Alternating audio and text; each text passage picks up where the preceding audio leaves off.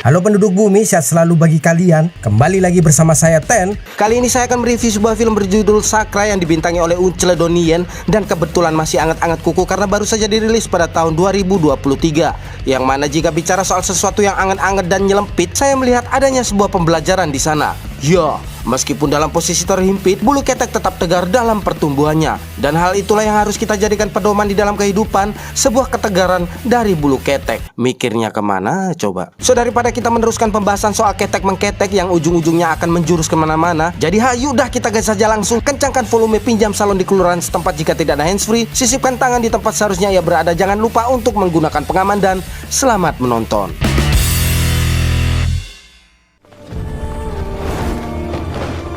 Alkisah pada zaman dahulu kala di mana masih zamannya dinasti-dinastian terjadi peperangan sana sini, dan tentu saja hal itu sangat erat kaitannya dengan keserakahan dan kebencian hingga menimbulkan korban bahkan yang tidak berdosa sekalipun. Salah satunya adalah sesosok bayi yang menurut kabar kedua orang tuanya tewas terbunuh dalam sebuah perselisihan.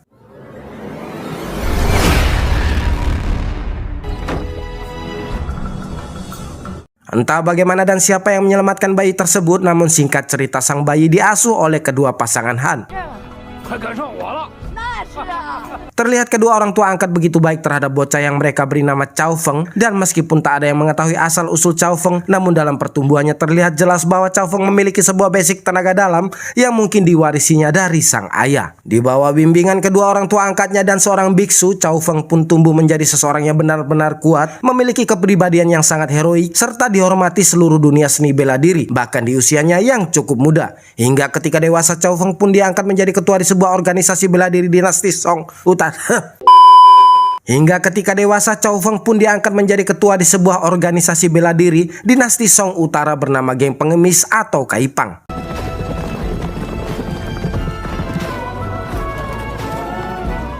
Petualangan dimulai ketika seorang biksu dengan sematan anting yang seharusnya menjadi gelang, dan karena memiliki brewok yang menyerupai kipas, kita sebut saja dirinya sebagai brewok kipas. Entah dari aliran baik atau jahat, namun jelas perbuatan brewok kipas yang menahan seorang pemuda bernama Duan Yu untuk dijadikan persembahan dengan dalih memutus karma pemuda tersebut tidak bisa dimasukkan ke dalam kamus kebaikan.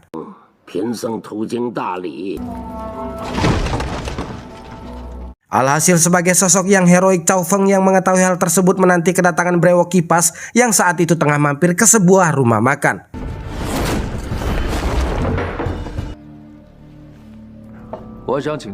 Berusaha untuk meminimalisir terjadinya sebuah pertarungan yang dapat melibatkan serta memporak-porandakan rumah makan, Cao Feng bernegosiasi dengan brewok kipas. Sayangnya niat baik Cao Feng tidak diindahkan, terlebih lagi brewok kipas merasa memiliki beberapa pengikut serta ilmu yang cukup tinggi alias sombong, sehingga mau tak mau Cao Feng pun harus menggunakan kekerasan untuk membebaskan Duan Yu.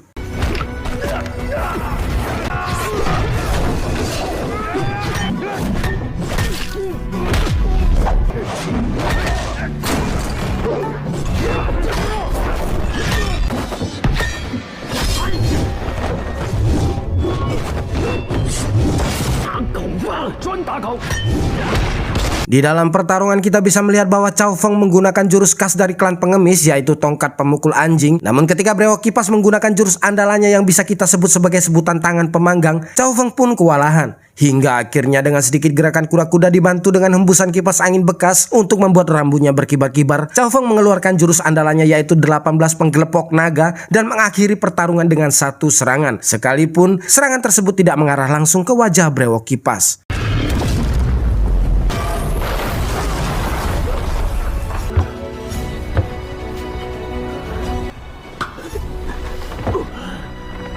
Brewok kipas yang pada akhirnya mengetahui bahwa musuh di depannya adalah pemimpin Kaipang yang cukup tersohor, ia pun menghentikan sikap keras kepalanya. Karena jika brewok kipas masih bersikeras juga, maka bisa-bisa brewok yang awalnya berbentuk seperti kipas akan berubah bentuk menjadi seperti trapesium atau lebih tepatnya kipas sate jika terkena pukulan dari Cao Feng.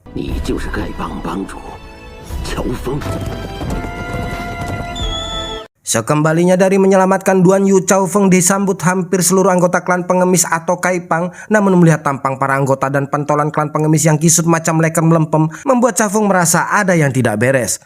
Hal itu terbukti ketika salah satu tetua bernama Bai mewakili berbicara semua anggota menuduh Chow Feng melakukan pembunuhan terhadap wakil ketua mereka bernama Ma. Dan apa yang dikatakan tetua Bai adalah atas dasar kesaksian seorang wanita pencelepuk bernama Xiao. Ini dia tempat colokannya yang juga merupakan istri dari korban.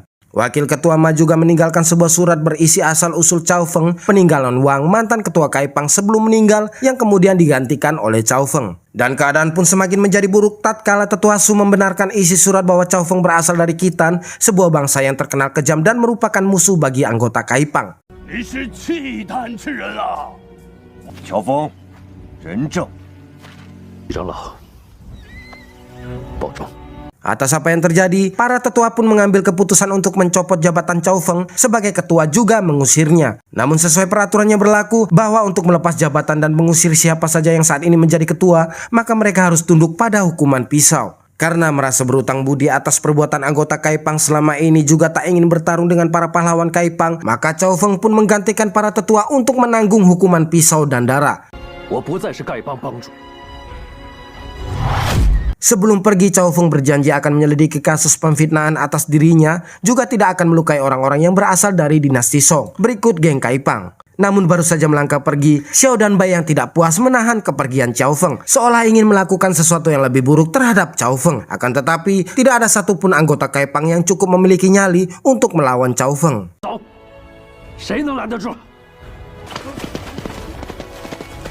Sementara itu tak jauh dari sana, seorang putra mahkota kerajaan yang telah runtuh bernama Murongfu bersama ketiga pembokatnya yang salah satunya bernama Aju, pakai Z bukan S, tengah memperhatikan apa yang sedang terjadi pada anggota Kaipang.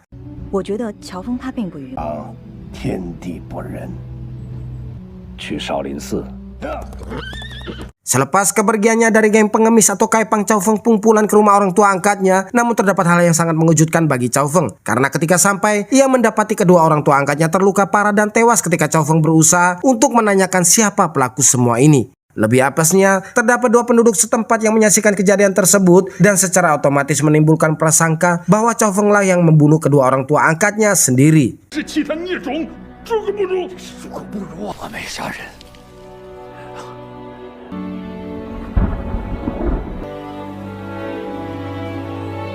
Sementara itu di kuil Shaolin, seorang biksu yang selama ini menjadi guru Chow Feng terluka oleh seseorang. Hanya saja ia tak mau mengatakan siapa yang melukainya dan tak mau membalas perbuatan orang tersebut. Di sini Chow Feng lagi-lagi harus menjadi tertuduh karena di saat dia datang dengan niat untuk meminta pengampunan kepada sang guru, dirinya justru mendapati sang guru telah tewas. Tak ayal seorang murid yang menyaksikan kejadian tersebut mengira bahwa Chow Feng telah membunuh gurunya sendiri.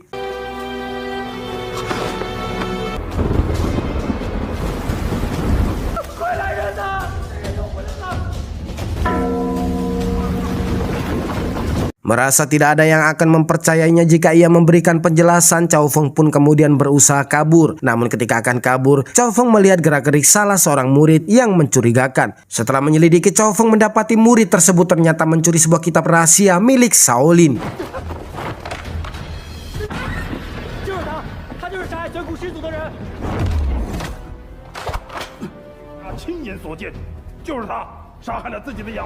Bukannya mendapatkan ucapan terima kasih karena menggagalkan pencurian ketika para guru Shaolin datang, Chow Feng justru dituduh telah melakukan pembunuhan dan mencuri kitab. Apes lu Feng Feng. Dan ketika salah seorang guru bernama Xuan Nan berusaha menyerang Chow Feng, si pencuri yang ditahan olehnya terkena imbas dari pukulan guru tersebut. Disinilah sebuah kenyataan terkuat ketika topeng pemuda itu terlepas dan memperlihatkan sesosok wajah wanita. Tidak ada waktu bagi Chow Feng untuk mengenali si wanita, mengingat si wanita terluka cukup parah. Namun karena merasa luka yang didapat wanita tersebut adalah karena dirinya, Chow Feng pun membawa kabur si wanita dari kuil Shaolin.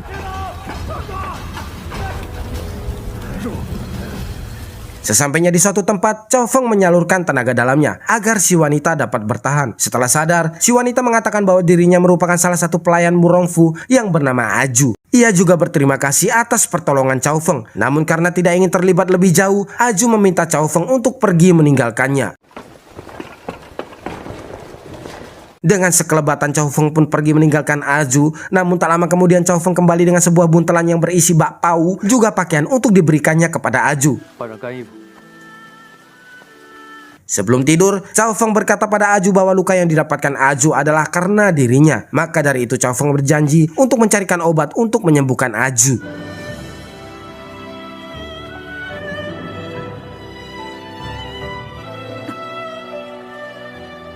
Keesokan harinya Cao Feng mendapat kabar tentang seorang tabib bernama Sue yang dapat menyembuhkan luka Aju. Hanya saja tabib tersebut kini berada di geng Kaipang yang telah mengusirnya. Cao Feng kemudian membawa Aju untuk menemui tabib Sue. Dalam perjalanan, Aju bercerita bahwa dirinya mencuri kitab Shaolin karena diperintahkan oleh Murongfu, karena Murongfu berjanji akan memberitahu jati diri Aju. Terlepas dari itu semua, Cao Feng harus berulang kali menyalurkan tenaga dalamnya kepada Aju agar Aju dapat bertahan hidup.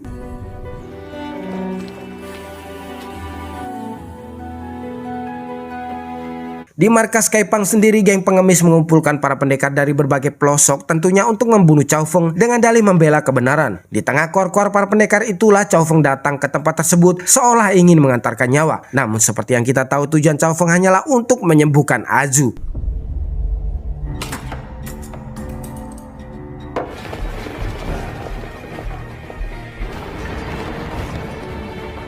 Dengan membopong Aju, Cao Feng memohon kepada tabib Sue agar mau mengobati Aju. Sebagai tabib, sudah semestinya tabib Sue menyembuhkan siapa saja, bahkan itu penjahat sekalipun. Akan tetapi di dalam kasus Cao Feng, tabib Sue menolak untuk memberikan pertolongan kepada Aju. Selain itu, berbagai cemoohan juga keluar dari mulut para pendekar. Ditambah lagi Xiao juga memanas-manasi semua yang ada di sana agar mereka memberikan tindakan atau mencelakai Cao Feng.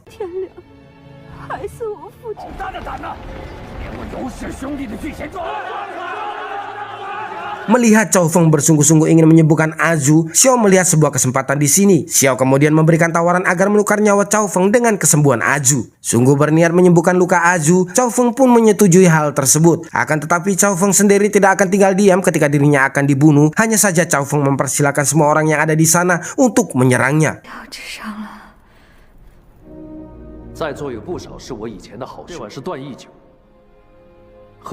Karena sebelumnya Cao Feng telah berjanji untuk tidak menyakiti anggota Kaipang, maka dirinya dan para pendekar pun meminum arak untuk yang terakhir kalinya. Dengan sebuah perjanjian, setelah pertarungannya akan berlangsung selesai, tidak akan ada lagi dendam di antara mereka.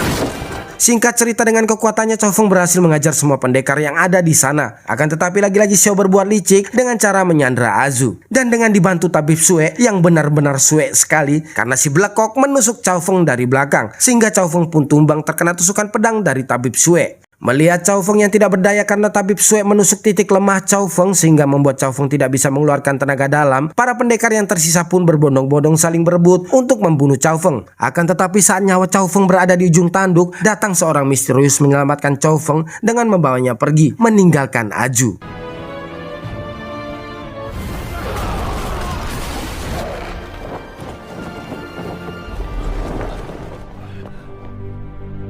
Mengetahui tidak ada yang dapat diandalkan oleh Aju, Xiao pun berniat membunuhnya. Akan tetapi entah niat terselubung apa yang ada di dalam pikiran tabib Sue, ia menghentikan pergerakan Xiao dan mengatakan akan menyembuhkan Aju.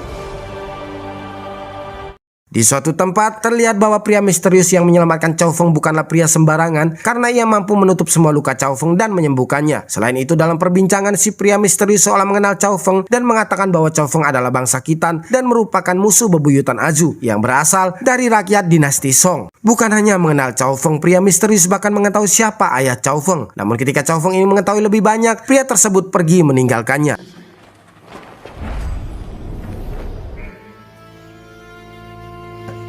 Di sisi lain, Aju juga telah sembuh dari lukanya. Tabib Sue yang merasa bahwa Aju berutang padanya menahan kepergian Aju dan menawannya. Namun keahlian Aju dalam penyamaran membuatnya dapat membebaskan diri dan melukai Tabib Sue, kemudian membakar semua obat milik Tabib Sue agar Sue tidak bisa mengobati dirinya sendiri. Hal itu dilakukan Aju adalah upaya pembalasan atas apa yang telah dilakukan Tabib Sue kepada Cao Feng. 好了，你们快追啊！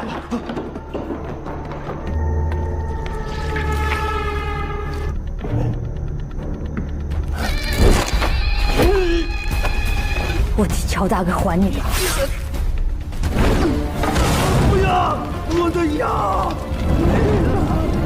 Di kediamannya, Murongfu berada di hadapan makam sang ayah, berkata bahwa kerajaan Yan akan dibangkitkannya kembali karena selama ini ia menunggu kehancuran dinasti Song atau Kaipang. Tak berapa lama kemudian Murongfu mendapatkan laporan bahwa Cao Feng masih hidup. 肯定会出现的。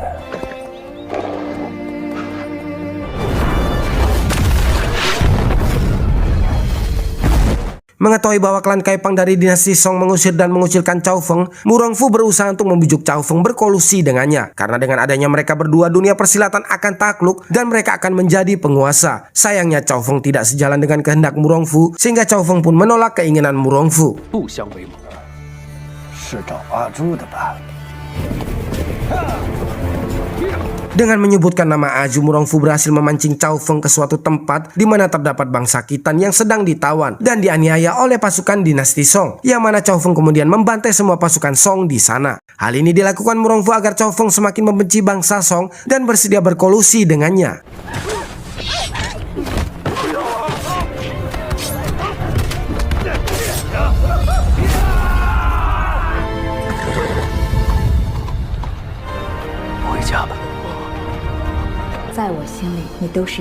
Di tengah kebimbangan hatinya, Aju datang dan menemuinya, yang ternyata selama berhari-hari Aju menunggu kedatangan Cao Feng di tempat tersebut. Hingga akhirnya Cao Feng mengambil sebuah keputusan bahwa setelah menemukan pembunuh wakil ketua Ma dan orang tua Aju, Cao Feng akan mengundurkan diri dari dunia persilatan dan hidup bersama Aju menggembala sapi dan embe. Embe. 你就跟我一起。我都跟着你。 Dengan menyamar sebagai Xiao, Aozu pun pergi menemui Tetua Bai untuk memancing Tetua Bai mengatakan siapakah pembunuh wakil Ketua Ma. Namun sayangnya Xiao yang asli telah mengetahui rencana Cao Feng dan Aju, sehingga ia pun memerintahkan Tetua Bai untuk mengkambing hitamkan seorang pria bernama Duan Shengchun. Selain itu, Tetua Bai juga memberikan asumsi bahwa pembunuh ketua orang tua Cao Feng adalah Duan Shengchun. Hal ini dilakukan Xiao karena Xiao memiliki sebuah dendam lama terhadap Duan Shengchun. 他是必死无疑，永远不会负你。 Singkat cerita, mengetahui keberadaan Duan Shengchun, Cao Feng dan Aju segera menuju ke Jinghu, tempat keberadaan Duan Shengchun. Dan ketika baru saja memasuki wilayah Jinghu, Cao Feng mendapati dua orang wanita atau lebih tepatnya ibu dan anak yang saling menyerang. Hal ini dikarenakan si anak yang bernama Aji ingin membunuh ayahnya sendiri. Tentunya bukan karena tanpa sebab. Aji ingin membunuh ayahnya karena semenjak kecil ayahnya telah membuangnya. 就说上我认回你，阿爹此次回来，我没有爹，你不配做我爹。 Sesaat Aji hampir saja dapat membunuh sang ayah, namun Cao Feng berhasil menyelamatkannya. 英雄侠义。 Setelah si ayah mengucapkan terima kasih, Cao Feng pun merasa menyesal karena telah menyelamatkan pria di depannya. Pasalnya, pria tersebut adalah Duan Shengchun sendiri, orang yang dicarinya dan ingin dibunuhnya. Duan Shengchun juga adalah merupakan ayah kandung dari Duan Yu, pemuda yang diselamatkan oleh Cao Feng di awal film, yang kini menjadi seperti saudara baginya. Situasi pun semakin rumit tatkala setelah Aju menyelidiki, ia mendapatkan sebuah fakta bahwa Duan Shengchun ternyata adalah ayah kandungnya sendiri, Mumet. 你鬼鬼祟祟的干什么？ 你们的女儿是爱你们的。 你怎么来了？都必须当面向你告知，是杀我父母的仇人。 Setelah mengatakan pada Duan Yu bahwa dirinya akan membunuh Duan Shengchun sebagai bentuk balas dendam atas kematian kedua orang tuanya, Cao Feng menemui Duan Shengchun. Di sini Duan Shengchun meminta agar Cao Feng melupakan semua balas dendamnya. Akan tetapi amarah yang telah disimpannya selama bertahun-tahun tidak membuat Cao Feng mengurungkan niatnya, sehingga ia pun langsung menyerang Duan Shengchun. Mengingat bahwa kemarahan Cao Feng begitu besar sehingga membuatnya menyerang tanpa mengurangi tenaga sedikit pun, yang mana bahkan seorang mitik sekalipun akan dibuat terluka parah olehnya. Namun alangkah terkejutnya Cao Feng saat mengetahui bahwa orang yang diserangnya adalah Aju yang menyamar sebagai Duan Shengchun.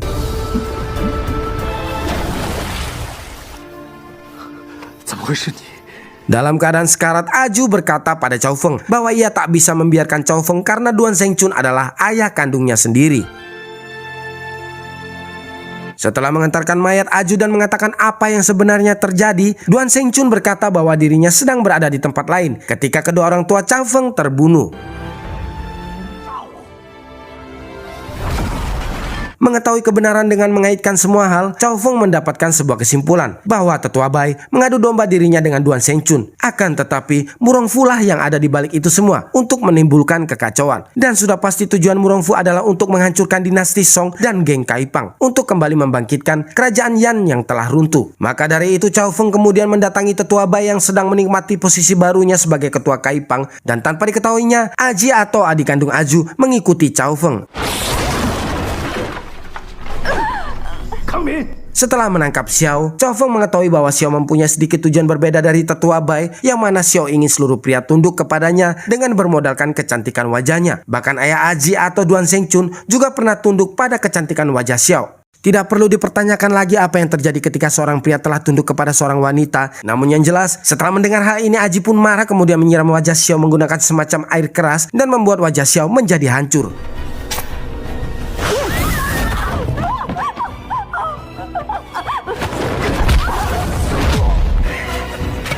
来长老，乔夫。 Melihat wajah Xiao telah menjadi buruk, Tetua Bai pun tidak menginginkannya lagi. Bahkan saking jijiknya, Tetua Bai sampai menendang Xiao. Namun tendangan itu justru dibalas oleh Chao Feng hingga Tetua Bai terlempar keluar. Pada saat Tetua Bai di luar itulah ia melihat Murongfu dan meminta Murongfu untuk membunuh Chao Feng agar mereka berdua bisa menjadi penguasa dan berbagi dunia. Akan tetapi Murongfu justru mengkhianatinya dan membunuh Tetua Bai.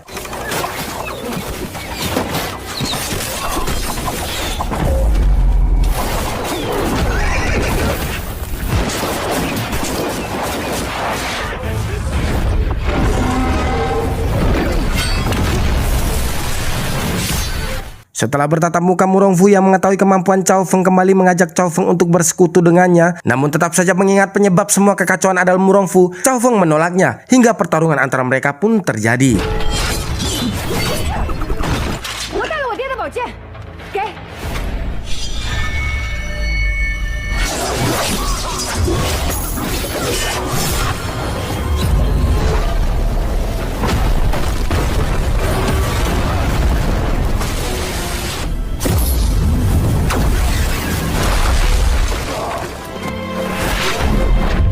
用家的斗转星移，盖过天。 Dalam pertarungan, Murongfu yang juga ternyata memiliki ilmu sangat tinggi sempat hampir mengalahkan Chao Feng. Namun tetap saja kebaikan tidak akan pernah kalah dari kejahatan, sehingga Chao Feng pun berhasil bangkit dan mengalahkan Murongfu.